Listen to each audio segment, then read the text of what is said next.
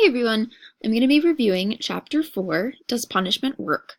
So humans punish in order to have control over others. Sidman believes that if we are not trying to control others through punishment, then these acts of coercion could be considered revenge, and we're not trying to seek revenge on children when they act out or hurt themselves.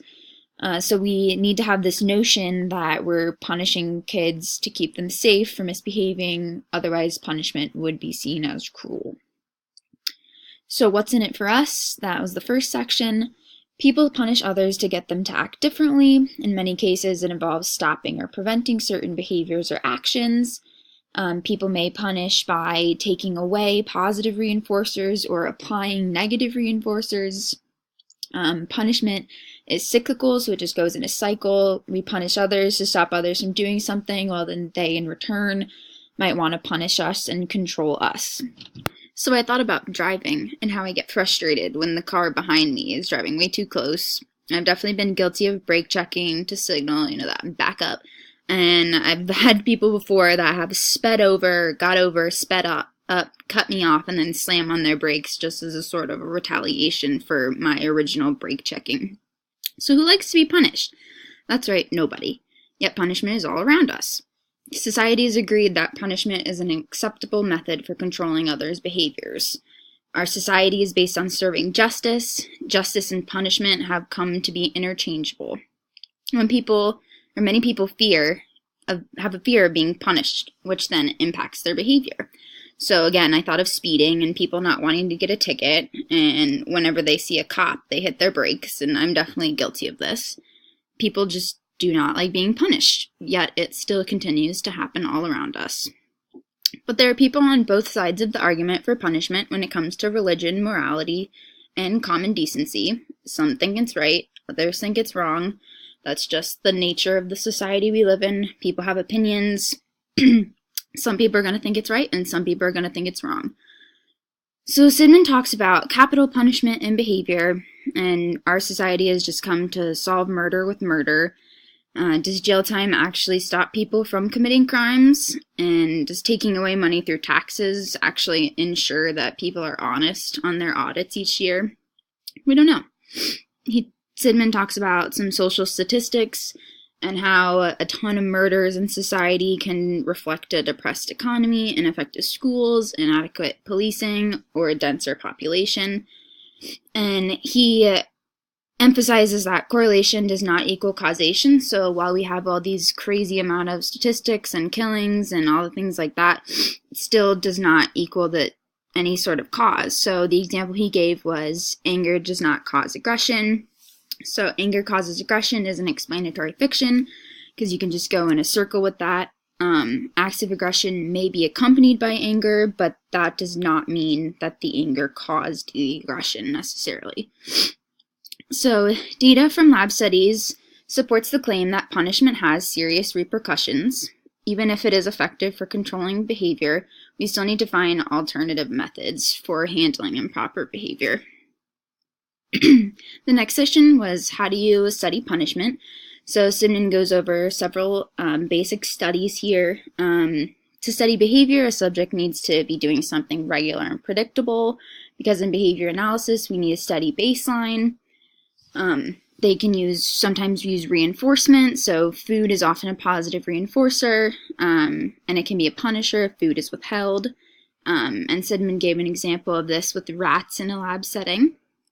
Sidman talks about how electric shock is a common punisher, and it functions as negative reinforcers for acts that terminate them and punishers for acts that produce them.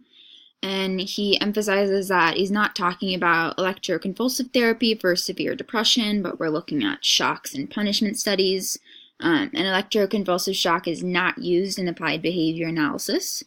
Sidman notes that punishing a few to gain knowledge from many, that's basically what these punishment studies are, but they need to use techniques that have proven generality. So some of the examples were bright lights, loud sounds, air puffs, loss of support, other unpleasant events like withholding food.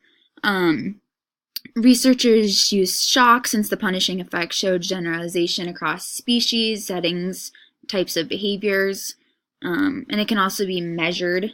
So the precision of that allows it to be studied effectively, since you can measure the amount of shock that is actually administered. But the total amount of punishment is very important and will influence the effect. And that makes sense. The total amount of the punishment can have a lot of impacts. So the next section, what really happens, he gives another lab rat example. So they press a lever and obtain food pellets. When this is changed and a shock is added to the lever, then the rat will stop pressing the lever, even though it would still receive the food pellet. And Sidman gave the example that when we get shocked by an electrical feature, we tend to try to avoid that from happening again. But when looking at in a lab study, the animal will eventually press the lever again because the benefits of the positive reinforcement or the food outweigh the positive punishment or the shock. And he compares this to the justice system. So delinquents and inmates are released from prisons and are often left with the same repertoire of behavior. So many fall back into life of crime, as this is the only reinforcers they have learned are acceptable. So altering the relative effectiveness of the food and shock, stronger and stronger punishment, the rat stops pressing the lever for longer and longer periods of time. Highly intense shocks, the lever pressing behavior will not recover. The absence of shock, when the rat takes a break from pressing the lever. If a chain is hung from the ceiling and when the rat pulls the chain, then food is released and the rat receives no shock. Then the rat will continue to pull the chain since it will receive food without a shock. I thought this was pretty interesting. Sidman goes on to discuss misbehavior and how it might continue despite punishment because that misbehavior is reinforced as well. We reinforce alternative behavior to the problem behavior, so the alternative, which is still misbehavior, does end up being reinforced, and so it continues to occur. And since the alternative behavior is strong, some might feel that coercion is necessary, but the punishment needs to be mild and accompanied by teaching an acceptable replacement behavior that can achieve the same desired reinforcer. So Sidman notes that he'll explain this further as the book continues, but I thought this was a really nice quote. It is worth remembering that unless we have deliberately and skillfully used the initial suppressive effects of mild punishment to instill the new conduct that we want, nothing guarantees that the replacement is going to be desirable. Excuse me, and that is on page 74. So Sidman also notes a common juxtaposition that we face in life is a painful event that loses its effectiveness as a punisher when a strong positive reinforcer is also in place. So spanking a child for talking back, then rewarding him with ice cream after the spanking. The reinforcement from the ice cream might get stronger than the punishing act of getting spanked, so the child might endure the spank for the ice cream after. In the lab, there's data to show that punishment can also be turned into positive reinforcement. So shock is a precondition for eating. The initial shock might startle the animal, but as the hunger grows, it will endure the shock to receive the food. As the shock slowly and steadily increases, the animal will still go back to the lever after the initial shock, and sometime to press the lever for the shock and ultimately the food. Shock solely can become a positive reinforcer, and they looked at this in the lab as well. So they stopped shocking the food from the lever. The animal pressed the lever every once in a while, then the lever would produce only shock, and the animal pressed the lever quickly over and over again, and the animal would only receive a shock. So shock was a positive reinforcer. So the same results are seen when a chain is used rather than a lever. The researchers used positive reinforcer of shock to teach the new animal a behavior, which was pulling the chain, and no food was released, and there were no other consequences besides the shock. So turning punishment to positive reinforcement is acceptable in animals, but what about in humans? Questions might arise like, are we resorting to punishment in the first place? Is it pathological? Self-destructive tendencies might take over, but we cannot fully know someone's coercive history, and if we assume that's mentalism. Children with disabilities and self-injurious behavior. I used to work in a daycare with kids with special needs, and anytime they would try to hurt themselves, we were taught to go and stop them through TOBA, or therapeutic operations. And now after studying ABA the last year, I now realize that we were reinforcing their behaviors. Sidman actually referenced a more extreme version of spanking a child and giving a child ice cream that I mentioned a little bit ago. So severe punishment followed by smothered affection might teach a child that they have to do bad things in order to be loved by their parent. There are no studies on the enjoyment of pain and sexual pleasure. Sidman suggests that we could look at this in animals and look at then a choice between a lever for shock and a lever for partner, a sexual partner. Would the animal switch to sex without shock, or would it continue to be shocked beforehand?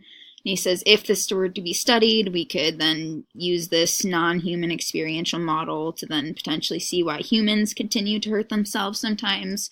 But he was just speculating there. But in conclusion, most reasonable objective in using punishment, it's to stop an undesirable behavior, to keep someone from doing something dangerous, frightening, inappropriate, immoral, disadvantage, or abnormal. And there are two ways to use punishment: severe, where you beat it out of the person, or mild, where you get the person to temporarily stop behaving the way you want and teach a correct behavior. So Sidman notes that he was not recommending a proper way to punish or not advising, and he didn't reference all experiments, so it doesn't show us the whole story. Punishment is undesirable, and many people do not like to punish, but we need a better reason than that. So my question is, how can we as future behavior analysts spread this knowledge about the harms of punishment and the importance of using positive reinforcement? What do you think it involves? Leading by example, more education on behalf of parents, or reading this book?